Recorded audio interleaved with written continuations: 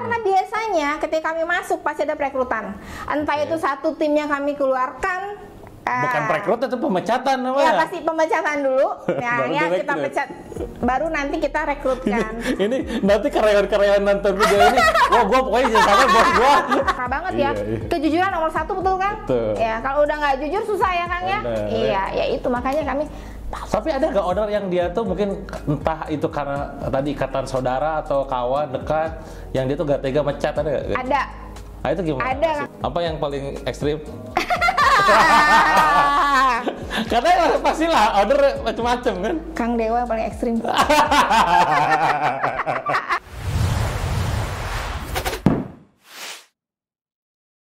Kalau kalian penasaran siapa sosok di balik orang yang ngurusin brand-brand saya, nah ini sekarang saya hadirkan langsung.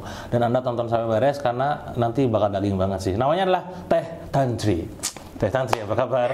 Alhamdulillah sehat Kang. Gimana ngurusin tim, pusing nggak? Masya Allah, ada Apa? pusing, ada senang semuanya. Sakit-sakit dahulu, senang kemudian kan? Oh gitu, yakin? Iya. Kalau di target omset?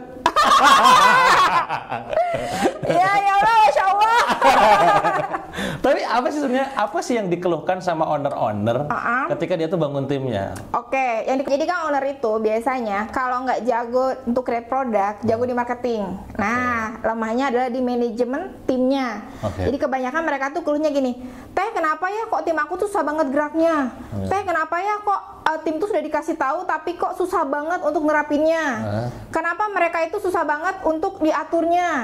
Terus gimana sih caranya aku dapetin orang yang bagus kok gagal mulu, baru sebulan kerja udah keluar, ada yang 2 hari bahkan. Iya, pusingnya di situ manajemen timnya.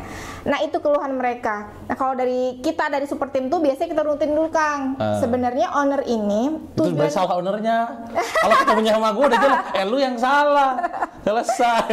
Ya betul. Tapi kan nggak gitu Tidak bisa kan? gitu. Ya, bisa gitu. Terus apa yang dibenerin? Apa? Ya pasti kita benerin dulu dari mulai. Nih owner pengen bisnisnya ini ke depannya kayak gimana? Tanya dulu dong. Ya. Apakah dia pengen bahwa aku pengen nanti aku cuma pegang di bagian ini aja Teh, bagian lain enggak. Ada yang masih pengen enggak Teh, aku mau semuanya. Pokoknya semua timku, ya semua timku tuh eksekusi aja. Bisnis jalan, owner jalan-jalan. Iya, gitu kan. Jadi akhirnya kita petain dulu dong Kang, petain dulu. Oke, tujuannya apa? Baru dari situ kita biasanya analisa keuangannya dulu Kang. Kita lihat dulu profitnya berapa ya. Terus kemudian omset dia berapa ya bulanan, dicek berapa nih kira-kira orang yang nanti kedepannya bisa kita rekrut untuk kebutuhannya. Karena biasanya ketika kami masuk pasti ada perekrutan. Entah itu satu timnya kami keluarkan. Bukan perekrut itu pemecatan apa ya? Ya Pasti pemecatan dulu.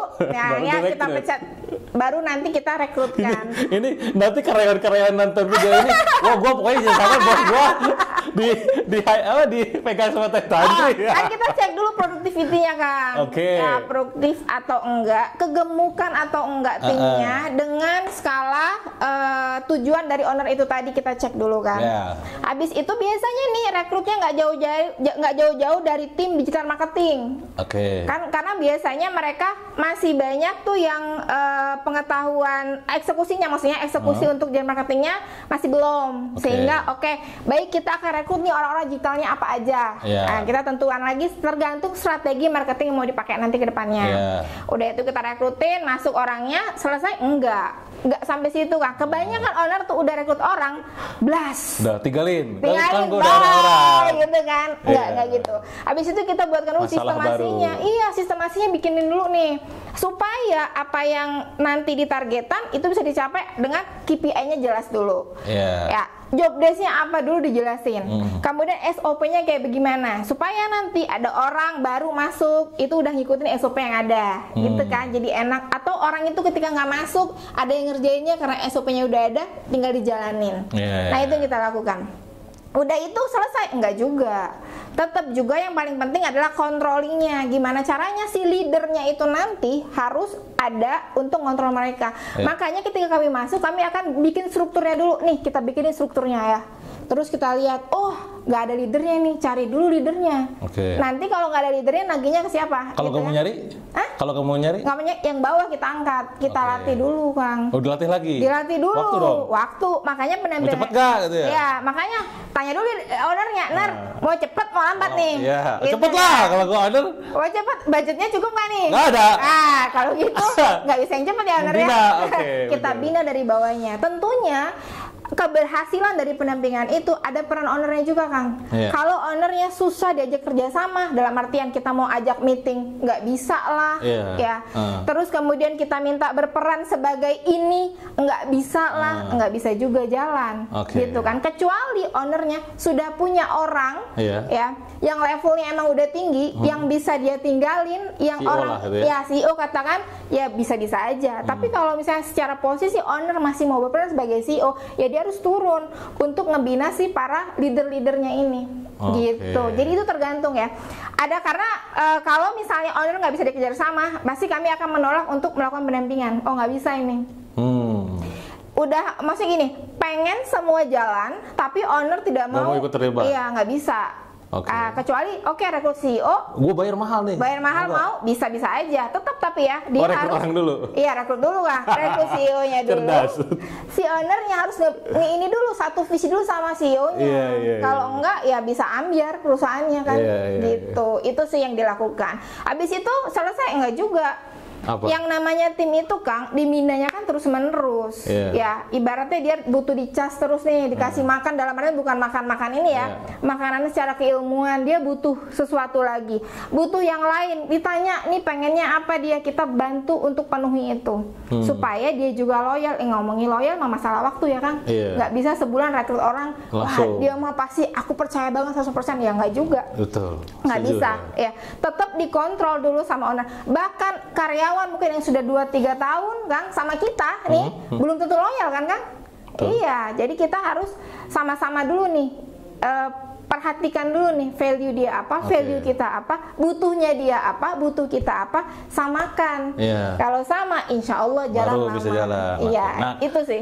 Biasanya kasus paling parah apa? Maksudnya yang pernah dihadapi? Ini. Mungkin gue sebut brand tapi polemik itu kayak ini. Iya, ada nih, Kang.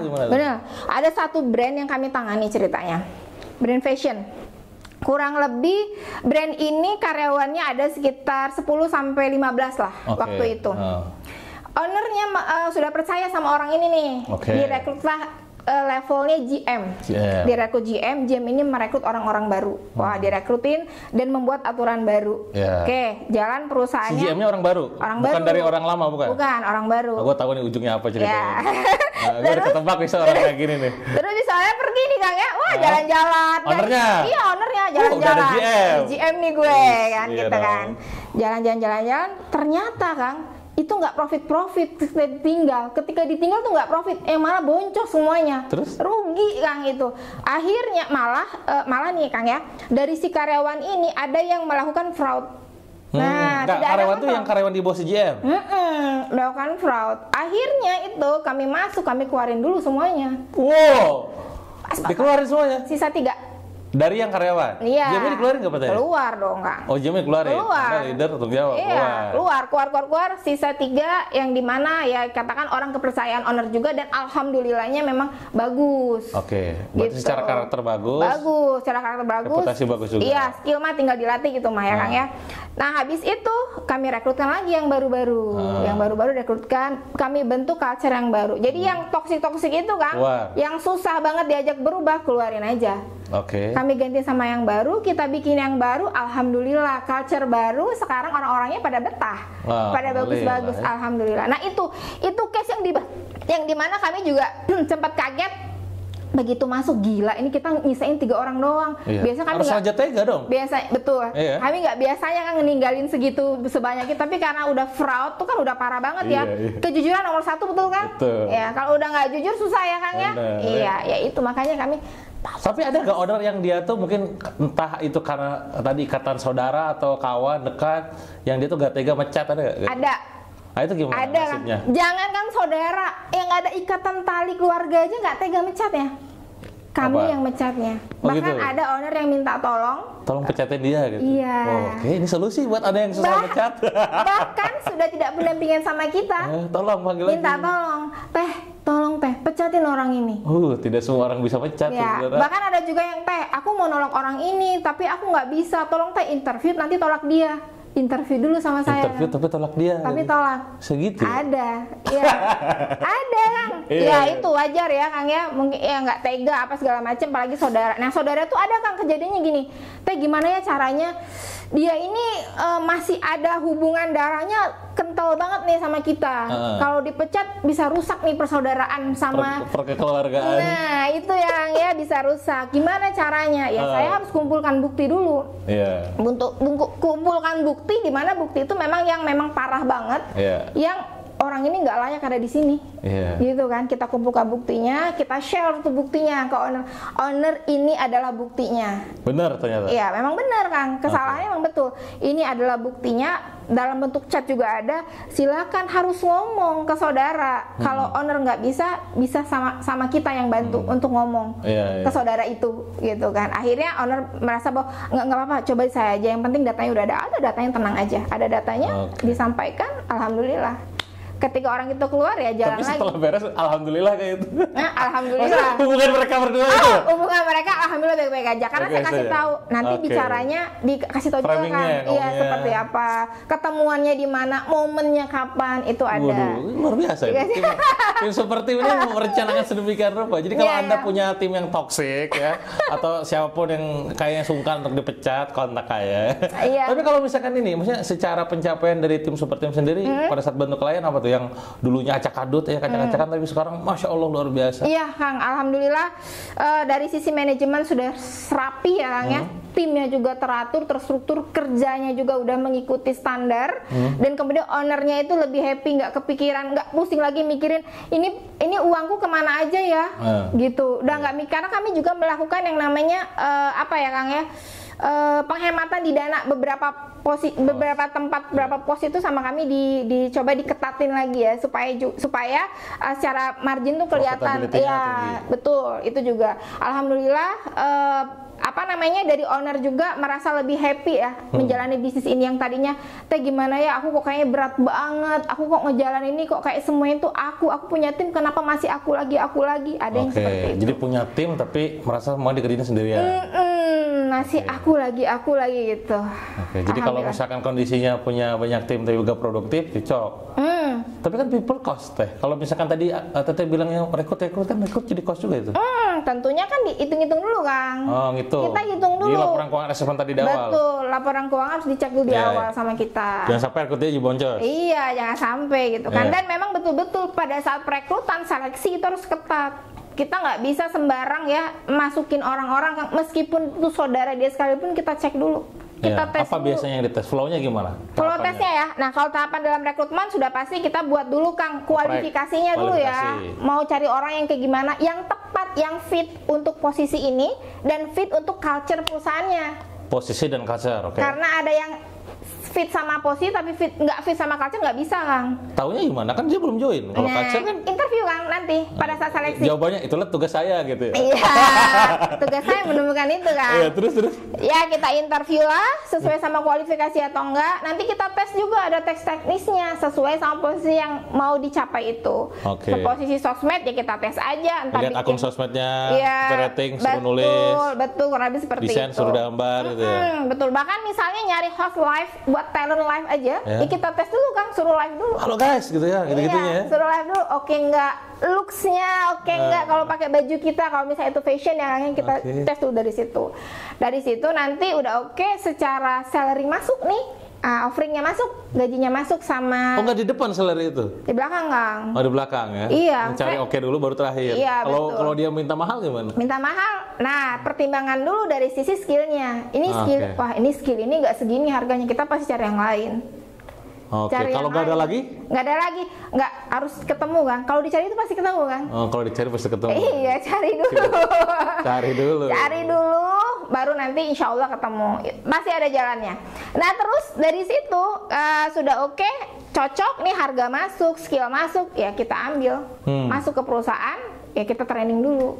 Ya orang kalau masuk ke tempat kita masih baru kan masih bingung produk knowledge-nya apa. Ini kita jualan apa sih? Apa aja sih feature di produk kita kan nggak tahu.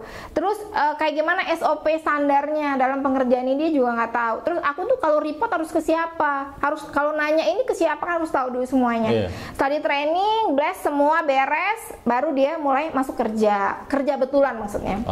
Ngerjain semua kerjaan itu. Berarti kalau disimpulin bisa juga gini dong, masalah SDM itu berawal dari masalah rekrutmen salah dong? Bisa. Ya nggak sih? Bisa. Nih, tapi ini kan. Kalau udah kadung gimana? Berarti kan kondisinya orang-orang manggil Teteh itu sebagai untuk pendamping di super team gitu, HR dan manajemen itu karena ada toxic, ada problem dulu kan? Ada problem dulu. Pasti ada problem dulu. Kapan keputusan dikeluarkan? Kapan keputusan ini kayaknya cukup di treatment, dibina, dibimbing gitu? Ada proses assessment dari kita. Assessment itu? Ada. Kita cek dulu kan posisinya apa, dia ngerjain apa aja, terus sama kita dicoba dulu lagi. Oke, sama kita, kita kasih target dulu nih Kang. Cobain. Selama proses itu dan juga diajarin Kang, nggak serta merta nih kamu kerjain ya target enggak, kita ajarin juga. Misalnya nih, aku nggak bisa nih untuk input misalnya input foto semua produk di marketplace, kita ajarin. Nih ya, kamu nanti abis diajarin, dia coba ya, sistem mentoring lah Kang. Kita coba dia lihat gitu Kang ya. Terus aku lakuin dulu baru dia lihat. Betul. Dia ngelakuin gua lihat. Lama-lama dulu ngelakuin gua lihat. Ya betul. Ya kayak gitu. Kalau sudah oke, baru capai nggak target di situ. Kalau capai kita lanjut. Bisa jadi ketika assessment, nih orang nggak cocok di sini, kita pindahin.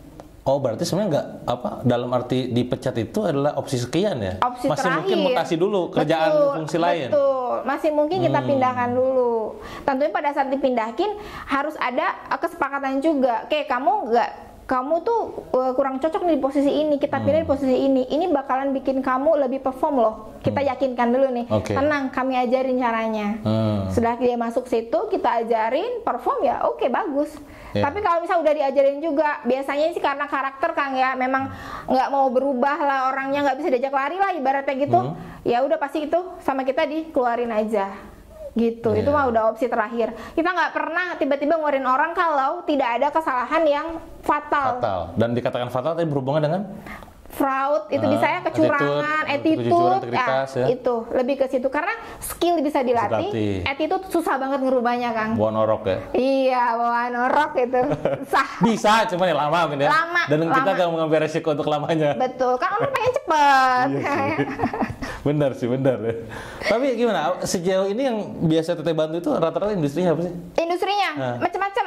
Ada fashion perempuan, fashion laki-laki ada F&B ada, properti ada, yayasan atau sekolah ada, macam-macam Kang. Terus paling banyak karena mungkin fashion lagi booming banget ya Kang ya tahun ini, maka fashion paling banyak. Yang rata-rata jualan di sosmed, Instagram. Betul. Rata-rata memang mereka mainnya online sekali gitu. Ya, ini menarik ya karena yang namanya orang itu kan ibaratnya bisnis yang tumbuh itu karena berasal dari orang yang tumbuh gitu. Betul. Tapi pernah gak ketemu dengan bisnis yang masalahnya tadi leadernya? Ada. Gimana tadi gimana? Iya dong, anak kan bertransaksi dengan dia sebagai pengeluarin duit. Betul. Nah, gue bayar lu. Betul. Pas di treatment, pas dicek, wah ini tim semua bener, yang salah lu. Betul. Ada leadernya. Gitu. Makanya kan kita ada assessment awal harus ketemu sama leadernya, owner dan leader. Itu paling penting. Dimana kita juga akan melihat nih leader nih bisa nggak diajak kerja sama. Itu dulu yang paling leader penting. Di sini definisinya owner atau CEO? CEO. Karena bisa ada perusahaan yang dia tuh owner tapi bukan CEO kan? Oh iya. Owner mah udah pasti owner Kang ya. Ada CEO, bisa manager, bisa supervisor. Pokoknya yang pegang bagian itu. Iya, itu leader. Kita harus ketemu dulu, kita assess dulu si leadernya. Kalau misalnya kita tahu nih, ini problemnya di leadernya. Maka kita akan ngomong sama leadernya. Leader, mau nggak? Kita pasti tanya dong, mau nggak kamu timmu itu gitu ya bisa maju, bisa oke dalam pekerjaan. Yang kamu tinggal kontrol aja mau apa enggak. Kalau dia bilang iya saya mau, saya butuh kerjasama dari kamu. Itu pasti. Maka kita akan juga lakukan training untuk leadernya Kang. Soft skill. Kita akan training soft skillnya untuk leadernya dari hal mulai biasanya komunikasi Kang ya, communication, kemudian juga interpersonal skillnya, time managementnya, leadershipnya, sama juga self confident. Itu akan kita training dari sisi situnya. 5 area itu tadi. Terutama leader baru biasanya problemnya ada di 5 itu. Maka kita akan training juga. Nah, tapi ada juga nih Kang case di mana kita punya klien ya, calon klien karena nggak jadi klien nih Kang. Udah dibilang corporate lah, udah besar. Dari sisi ownernya udah oke banget.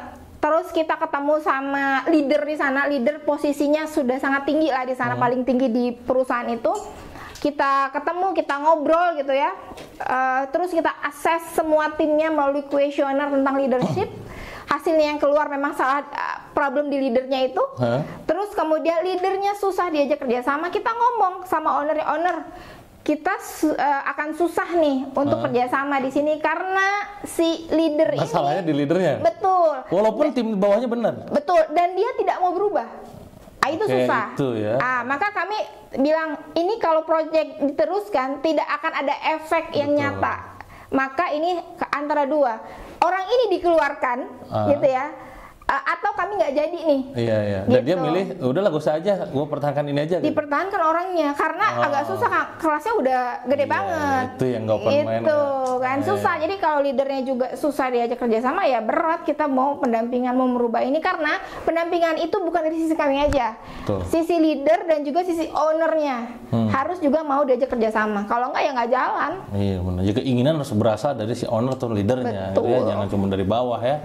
Nah, produktivitas kan salah satu ukuran keberhasilan sebuah manajemen ataupun HR ya. Betul. Itu ngukurnya gimana? Dikatakan si orang ini benar kerjanya, produktif atau enggak, itu gimana ngukurnya? Ya, oke. Makanya ada performance appraisal, pengukuran dari performanya, Kang.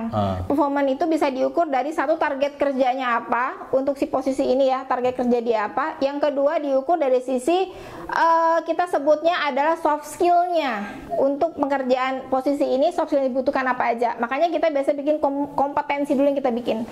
Ini posisi kompetensinya apa supaya dia bisa berhasil dalam pekerjaannya. Terus diukur kompetensi orang ini apa, match nggak sama kompetensi yang dibutuhkan. Kalau misalnya nggak sesuai, ada gap, maka dikasih training orang itu. Oke, berarti training itu hanya ketika ada gap? Ada gap, betul. Tergantung Kang ya. Jadi training itu pengen numbuhin skillnya, dia training juga kan? Betul. Jadi kalau ada kompetensi yang kurang, kita bisa kasih training. Ya, ketika memang kompetensi udah capai, mau dia mencapai satu posisi lagi tertentu, kan butuh lagi kompetensi baru nih, di training lagi. Jadi bisa untuk menumbuhkan atau untuk memperbaiki. Oke, kapan seorang leader melakukan training, mentoring, coaching? Kapan ya? Ya, maksudnya tuh dalam kondisi seperti apa? Gue sebagai leader nih, leader nih, ownernya nih. Pak, bapak mah ini gak usah di training, coaching aja gitu. Itu kapan? Oke, kita harus tahu definisinya dulu. Makanya perlu dijelasin. Mancing. Oke, kalau training itu berarti memang ada skill baru. Skill baru yang akan ditentukan. Iya, ada skill baru yang tujuannya untuk jangka panjang tentunya. Ya, si skillnya ini. Nah, kalau coaching itu adalah kita udah melihat nih, atau kita butuh melihat potensi dia ini ada apa lagi. Dia mengeluarkan potensinya. Betul, mengeluarkan potensinya melalui coaching. Nah, hendaknya coaching itu dilakukan sebetulnya secara rutin, Kang. Enggak misalnya, kemarin ntar 3 bulan sekali, ya enggak juga. Kita bisa sebenarnya coaching enggak usah formal juga kan, secara kayak nanya, ngobrol biasa, itu kan suka ketahuan juga dari situ. Oh, aku baru tahu ternyata dia pengen ini loh. Kayak gitu ya. Dia pengen banget pegang posisi itu. Pengen eksis, gitu. Iya, pengen eksis, pengen apa? Ya kita kasihlah panggungnya gitu kan. Nanti. Nah, setelah coaching baru butuhnya apa? Setelah coaching training, kita trainingkan. Gitu. Mentoring. Kalau mentoring itu dilakukan pada saat memang melatih skill baru, di mana yang melakukan adalah orang yang ahli di bidang itu. Yang tahapannya itu lebih kompleks dari training, Kang. Karena itu memang benar-benar harusnya kita ngelihat, kita melakukan dia melihat. Kalau CS berarti skill CS. Iya, skill CS. Jadi skillnya tertentu, posisi tertentu ya, untuk skill-skill tertentu khusus yang diajarkan oleh memang ahli di bidang itu. Kalau ownernya punya, aku ahli nih di bidang CS kata ownernya kan, ya ownernya mentoringin CS-nya. Kalau dia nggak bisa, gue jadi mentor. Jangan. Cari orang yang bisa. Gitu ya. Tapi kalau coaching bisa dilakukan siapa aja. Dan nggak harus tahu skill bidangnya. Nggak harus. Yang penting tahu skill coachingnya, cara ngelakuin coachingnya. Betul, gitu. Apa pengalaman yang paling berkesan selama mengedampingi UMKM? Banyak macam ya, Kang. Apa dong? Kan perlu tahu. Pengalaman berkesan tadi ya, dari mulai ada perusahaan yang isinya keluarga semua.